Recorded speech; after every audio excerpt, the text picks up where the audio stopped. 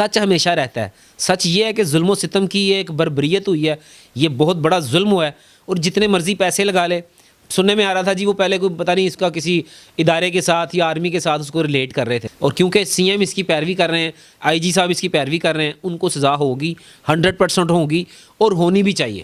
Section 109 ہے Pakistan penal code کا.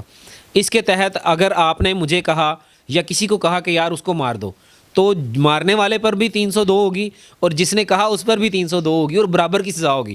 تو والدین اور وہ دوست جنہوں نے مشورہ دیا ان کے اوپر بھی 302 اور یہ مقدمے میں شامل ہوں گے, ان کو بھی سزا ہوگی. السلام علیکم ناظرین, میں ہوں آپ کا میزبان عثمان اور آپ دیکھ رہے ہیں میرا پنجاب. ناظرین, ڈیفینس فیز 7 میں 7 افراد کو گاڑی کی ٹکر مار کے کچل دیا گیا. یہ قتل ہے یا حادثہ ہے, اس حوالے سے بات کریں گے. جو عفنان ہے, عفنان شفقت, جس کو عفنان ڈون کے نام سے لوگ جانتے ہیں, اس حوالے سے بات کریں گے. میرے ساتھ فیصل جٹ صاحب موجود ہیں جو کہ اس کیس پہ گہری نظر رکھ رہے ہیں. ان سے بات کریں گے اور جانیں گے کہ ابھی تک کی کیا حقائق ہیں, کیا رپورٹس ہیں اور کیا ہونے جا رہا ہے اس کیس کے حوالے سے. السلام علیکم. وعلیکم السلام. فیصل صاحب کیسے ہیں آپ؟ الحمدللہ ٹھیک ٹھاک. فیصل صاحب بتائیں, عفنان نامی لڑکا جو 14 سال تھا پہلے, بعد میں 17 سال ایج ہو گئی, ابھی ٹیسٹ بھی ان کا ہونے جا رہا ہے, عمر کا تعین کیا جائے گا, ابھی ایج کا کیا نکلتا ہے وہ بھی پتہ چلے گا. اس حوالے سے بتائیے گا کہ کیا اپڈیٹس ہیں آپ کے پاس.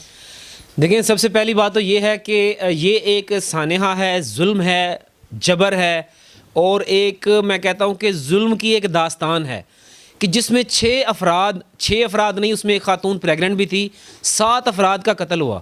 یہ 7 قتل ہوئے, اور اس کے پیچھے کیا محرکات تھیں آہستہ آہستہ لوگوں کو پتہ چل رہا ہے. یہ لڑکا جو ہے ان کی فیملی کے پیچھے پہلے بھی جاتا رہا ہے, اس کے ریکارڈز نکل آئے ہیں. سی ڈی آر میں پتہ چلا کہ یہ ان کے گھر والوں کے ساتھ رابطے بھی تھے, یہ ان کے پیچھے بھاگ رہا تھا. پھر سننے میں آیا کہ اس کے دوستوں نے کہا کہ تم ان کو گاڑی سے اڑا دینا, ایسے کرنا, یہ کرنا. تو یہ کیا کوئی فلمی سین تھا؟ یہ عجیب حقائق سامنے آئے ہیں. آپ نے سنا ہوگا کہ جو نگران وزیر اعلیٰ ہیں انہوں نے بھی ان کے گھر جا کے پریس کانفرنس کی, آئی جی پنجاب بھی آئے, انہوں نے خود یہ بتایا کہ یہ ایک قتل ہے, اور اس کے اندر 780 ہے, یعنی کہ دہشت گردی کے دفعات بھی شامل کی جائیں گی, اور کر دی ہیں انہوں نے. اور اس کے علاوہ جو قتل کی اقدام قتل ہے, قتل عمد, اس کی 302 وہ بھی شامل کی جائے گی. اور رہ گیا بات, آپ یہ کہہ رہے تھے کہ وہ 14 سال کا ہے, 17 سال کا ہے. دیکھیں, ان کے بقول کہ یہ نابالغ بچہ ہے, کیونکہ جب بھی کوئی نابالغ ہوتا ہے اس کو سزائے موت نہیں ہو سکتی, اس کو عمر قید کی سزا نہیں دے سکتے. تو یہ ایک وائکیریس لائبلٹی ہوتی ہے جو ہوتی ہے موٹر وہیکل آرڈیننس کے تحت. 2 سیکشن ہیں, 102 اور 100. اس کے تحت جو بھی کوئی کیا کہتے ہیں کہ مائنر کو معاونت کرتا ہے گاڑی چلانے میں, دینے میں, جس کے پاس لائسنس نہیں ہے, وہ بھی جرم میں برابر کا شریک ہوتا ہے, جس میں پاکستان پینل کوڈ 109 سیکشن ہے. اس کے تحت ابیٹمنٹ ہوتی ہے کہ انہوں نے ان کو گاڑی دی, چابیاں دیں, ماں باپ دیتے تھے, ماں باپ پر بھی یہ ذمہ داری عائد ہوتی ہے. اور اس قتل میں اس بچے کے والدین بھی شامل ہیں. اور وہ لوگ جو دوست جنہوں نے مشورہ دیا کہ تم گاڑی ایسے ہٹ کرو گے تو کوئی بھی نہیں بچے گا, کیونکہ یہ پری پلان جو ہے مرڈر ہے, اس کی بھی حقائق ہمیں اس والے سے مل رہے ہیں. جی دیکھیں, اگر تو یہ ہیں آنت ہوتی ہے, اس کو کہتے ہیں ابیٹمنٹ. سیکشن 109 ہے پاکستان پینل کوڈ کا.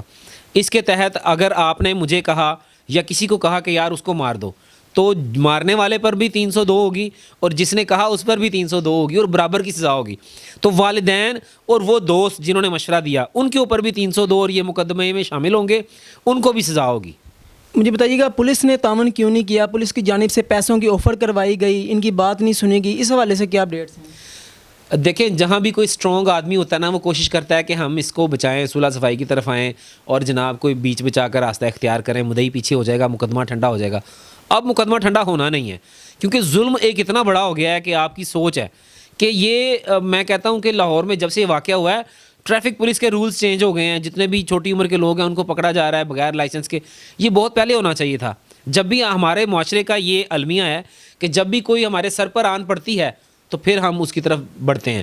تو یہ جو ہے کہ یہ تو بالکل سزا ہوگی, اور یہ بہت بڑا جرم ہے میں سمجھتا ہوں. اور یہ پہلے D H A police station میں تھا, لیکن اب وہ وہاں سے باہر آ کے کسی اور پولیس اسٹیشن میں لے آئے ہیں, ڈی ایچ اے سے باہر. اور کیونکہ سی ایم اس کی پیروی کر رہے ہیں, آئی جی صاحب اس کی پیروی کر رہے ہیں, ان کو سزا ہوگی, 100% ہوگی, اور ہونی بھی چاہیے. ایک گاڑی کی رجسٹریشن کے حوالے سے بڑے سوالات جو ہیں وہ اٹھائے جا رہے ہیں کہ ان کی گاڑی جو ہے وہ رجسٹرڈ نہیں تھی, ابھی بھی گاڑی ان کی رجسٹرڈ نہیں ہے.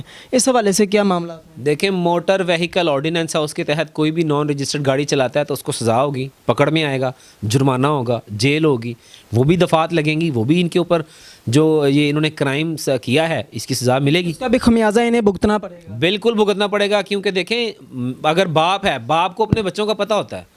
تو میں اگر باپ ہوں تو میرا بیٹا اگر نہ بالغ ہے تو میں اس کو گاڑی دے کے بھیج رہا ہوں کہ جاؤ بھی, پتہ بھی ہے کہ بچہ شرارتی ہے, اس کی ایج اس طرح سے ہے, تو وہ تو بالکل باپ برابر کا شریک ہے اس میں.